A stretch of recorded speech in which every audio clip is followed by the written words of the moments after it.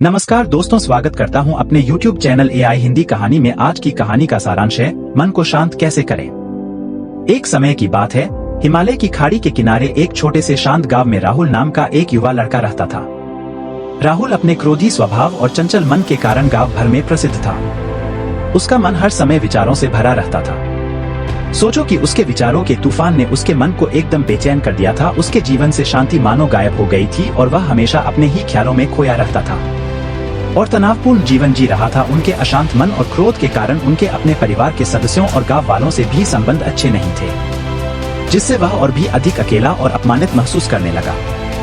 वह और भी अधिक मानसिक तनाव की स्थिति में चला जाता है। एक समय की बात है, राहुल अपने गांव की गलियों में घूम रहा था। तभी उनकी मुलाकात एक बौद्ध भिक्षु से हुई जो एक पेड़ की छाया के नीचे ध्यान में बैठे थे। बौद्ध भिक्षु के चेहरे से निर्मल शांति की आभा झलक रही थी। इस असीम शांति में राहुल बौद्ध भिक्षु की ओर आकर्षित हुआ। जब राहुल बौद्ध भिक्षु के करीब आया तो उसे अपने आसपास एक सकारात्मक ऊर्जा का एहसास हुआ। भरत को एहसास हुआ कि इस असीम शांति और सकारात्मक ऊर्जा का स्रोत कहीं न कहीं इस बौद्ध भिक्षु के भीतर ही है। इसलिए वह वहीं बैठकर उसकी आंखें खुलने का इंतजार करने लगा।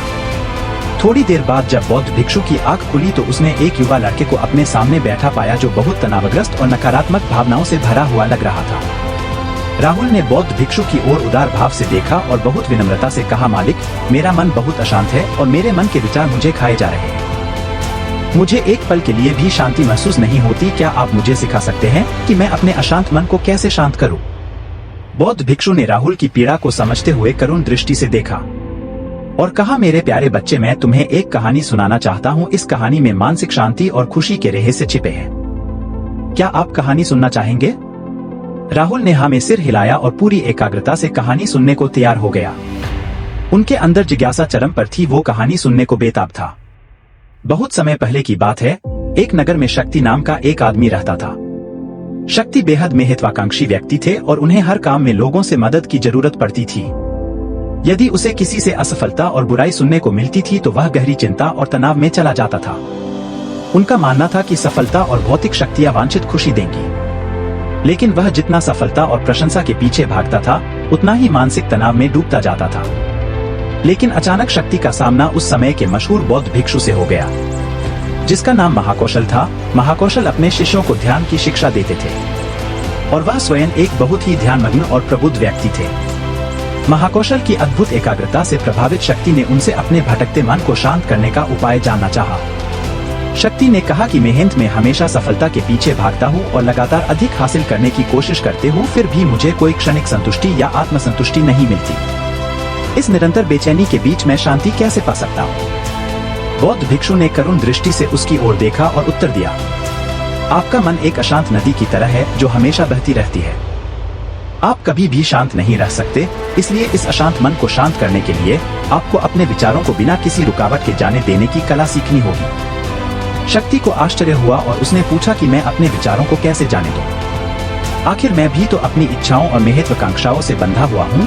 यह सुनकर बौद्ध भिक्षु मुस्कुरा दिए। बौद्ध भिक्षु कहा, कल्पना करें कि आपके हाथ में पानी का एक गिलास है। अब आप इसे जितनी देर तक पकड़कर रखेंगे यह उतना ही भारी होता जाएगा, और अगर आप इसे काफी देर तक पकड़े रहेंगे तो आपके हाथ में दर्द होने लगेगा। लेकिन अगर आप उस पकड़ को ढीला कर दें और छोड़ दें तो आपका बोझ खत्म हो जाएगा। राहुल ने पूरी कहानी और उसका संदेश ध्यानपूर्वक सुना। वह समझ गया कि अपने विचारों और इच्छाओं से चिपके रहने से उसका बोझ बढ़ जाता है और अंदर ही अंदर अशांति पैदा कर देता है। अब राहुल को कहानी का अंत सुनने की उत्सुकता से प्रतीक्षा थी। कहकर बौद्ध भिक्षु ने कहानी जारी रखी। एक बौद्ध भिक्षु की बात मानकर शक्ति ने विचारों को त्यागने का अभ्यास शुरू कर दिया। वह बिना किसी पूर्व निर्णय के अपने विचारों और भावनाओं को आते और जाते देखता था। अब उसने विचारों को पकड़ना बंद कर दिया था। विचार उठते थे और अपने आप चले जाते थे। धीरे धीरे उसे यह एहसास होने लगा कि उसकी इच्छा और भावना ही सभी दुखों का कारण है। जैसे जैसे शक्ति ध्यान में गहरे उतरते गए, उन्होंने पाया कि वर्तमान में जीना ही आंतरिक शांति का एकमात्र स्रोत है। वह खुद को वर्तमान में स्थापित करके अपने मन की निरंतर बकवास से छुटकारा पा सकता था। धीरे धीरे शक्ति का मन एक शांत झील की तरह हो गया जो बाहरी दुनिया को अपने अंदर प्रतिबिंबित करती है। उन्होंने जीवन की सादगी में संतोष को अधिक महत्व दिया और भौतिक संपत्ति के प्रति अपना लगाव छोड़ दिया। जैसे ही शक्ति में ऐसे बदलाव की खबर लोगों के बीच फैली, दूर दूर से लोग मार्गदर्शन लेने आने लगे। लोगों को विचारों को मुक्त करने की कला सिखाना और उन्हें अपने भीतर शांति खोजने के लिए मार्गदर्शन करना, वह लोगों के बीच शांति और ज्ञान का प्रतीक बन गया। शक्ति और साधु की कहानी समाप्त कर महाकौशल बौद्ध भिक्षु कुछ देर के लिए चुप हो गए ताकि इस कहानी का अर्थ राहुल के मन में अच्छी तरह बैठ जाए। राहुल ने बौद्ध भिक्षु की ओर देखा तो उनकी आंखों में अब एक नई समझ दिखाई दे रही थी। राहुल ने धीरे से कहा कि मुझे इस कहानी में ज्ञान दिखता है, लेकिन मैं इसे अपने जीवन में कैसे लागू करूं? मैं अपने अशांत मन को कैसे शांत कर सकता हूं? राहुल के इस सवाल पर बौद्ध भिक्षु गर्मजोशी से मुस्कुराते हैं और फिर कहा कि अशांत मन को शांत करने का अभ्यास आत्मजागरूकता से शुरू होता है। अपने भीतर उठने वाले विचारों का निरीक्षण करने के लिए प्रतिदिन कुछ समय निकालें। उन भावनाओं पर ध्यान दें जो आपके मन में आती हैं और देखें कि वे कैसे आती हैं और आकाश में गुजरते बादलों की तरह चले जाएं। राहुल ने आंखें बंद कर लीं और बौद्ध भिक्षु के कहे अनुसार अपने विचारों का अवलोकन करने लगे। जैसे ही उसने अपने भीतर उठने वाले विचारों पर ध्यान देना शुरू किया, उसे इसका एहसास हुआ। उसे अपने अंदर चिंता और इच्छाओं की एक निरंतर धारा बहती हुई महसूस हुई। सिर्फ एक एहसास ने ही उसे एक अद्भुत शांति का एहसास कराया। उन्हें यह भी एहसास हुआ कि यह सभी विचारों और भावनाओं से अलग है। बौद्ध भिक्षु ने आगे कहा कि जैसे शक्ति ने खुद को सभी मोहमाया से अलग कर लिया था, वैसे ही अपने मन को अशांतकारी विचारों और भावनाओं से मुक्त करने का अभ्यास विकसित करो। बिना किसी पूर्वाग्रह के विचार को वैसे ही स्वीकार करें जैसे वह आता है और फिर धीरे धीरे उन्हें जाने दें और अपना ध्यान वर्तमान क्षण पर केंद्रित करें। लेकिन राहुल ने टोकते हुए कहा कि अगर विचार और भावनाएं इतनी मजबूत हैं, तो क्या होगा? बौद्ध भिक्षु ने कहा, यह बना रहता है और मन को छोड़ने से इनकार करता है। बौद्ध भिक्षु ने राहुल की बात से सहमति जताते हुए सिर हिलाया और कहा, ऐसे कई मौके आएंगे जब आपके मन में सवालों का बवंडर चल रहा होगा। जब आपका दिमाग आपकी बात ही नहीं सुनेगा, तो ऐसे में आपको अपनी सांसों की ताकत पर विश्वास करना होगा। एक बार फिर भिक्षु ने राहुल से कहा, अपनी आंखें बंद करो और अपनी सांसों पर ध्यान केंद्रित करने के लिए अपने पेट को ऊपर उठता हुआ और मथता हुआ महसूस करें। बौद्ध भिक्षु ने बताया कि जब भी आपका मन अशांत हो तो तुरंत अपनी सांसों पर लौट आएं। सांस की वाद्य गति आपको तुरंत वर्तमान के चरणों में वापस खींच लेगी और आपको शांति का अनुभव कराएंगी। एक बौद्ध भिक्षु के निर्देशानुसार आने और जाने वाली सांसों पर ध्यान केंद्रित करने का प्रयास करें। इस छोटे से व्यायाम से उन्हें मानसिक शांति का अनुभव हुआ। उसे याद आया कि उसकी सांसें हमेशा उसके साथ थी, जो उसे वर्तमान क्षण की याद दिलाती थी, आराम और शांति लाती है। राहुल के इस विकास को देखकर बौद्ध भिक्षु मंद मंद मुस्कुराए और बोले, मेरे प्रिय, बेचैन मन को शांत करना एक ऐसा अभ्यास है जिसमें बहुत प्रयास और दृढ़ इच्छा शक्ति की आवश्यकता होती है, क्योंकि लगातार व्यायाम से मांसपेशियां मजबूत होती हैं। उसी तरह नियमित अभ्यास से मन भी शांत होता है।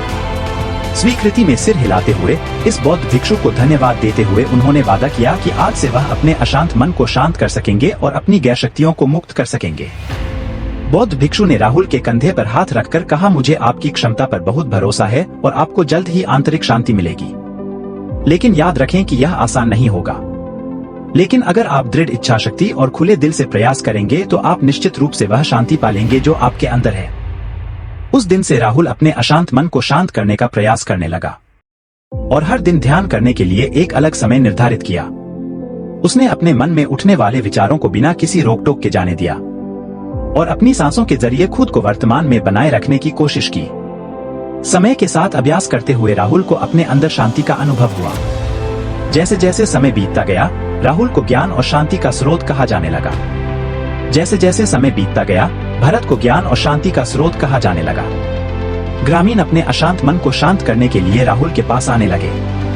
बौद्ध भिक्षुओं के शिक्षक दूसरों की मदद करते समय आत्मजागरूकता की शक्ति साझा करते हैं। बौद्ध भिक्षु आंतरिक शांति पाने की शिक्षा देते हैं। इसके साथ ही उन्होंने अपनी सांसों पर ध्यान देने और अपने विचारों को मुक्त करने की कला भी सिखाई। ऐसे निवासियों का विकास हुआ और उन्हें मन की अमूल्य शांति मिली। बौद्ध भिक्षु की शिक्षाओं और राहुल द्वारा संचालित अभ्यास के माध्यम से विचारों को त्यागने और वर्तमान में जीने की कला दूर दूर तक फैल गई। उन्होंने कई लोगों की जिंदगी बदल दी और जैसे जैसे समय बीतता गया, उनकी जिंदगी और भी बदलती गई। राहुल का शांत प्रभाव उसके गांव की सीमाओं से परे तक फैला हुआ था। आसपास के गांवों और शहरों से लोग राहुल के परिवर्तन की कहानी सुनते थे, उनसे सलाह लेने आते हैं। मन के बोझ तले दबे लोगों के लिए राहुल आशा की किरण बन गया।